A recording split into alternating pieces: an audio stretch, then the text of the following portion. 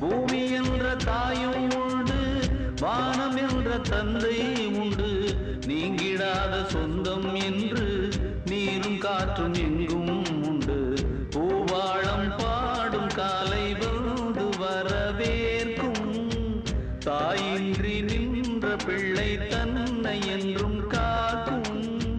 நீ காணும் எல்லாம் உன் சொந்தம்.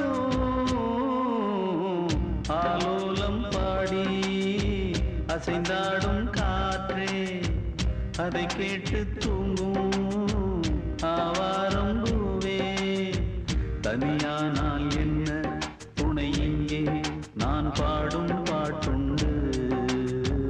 அமுதே என் கண்ணே பசும் பொன்னே, இனி துன்பம் நீங்கு.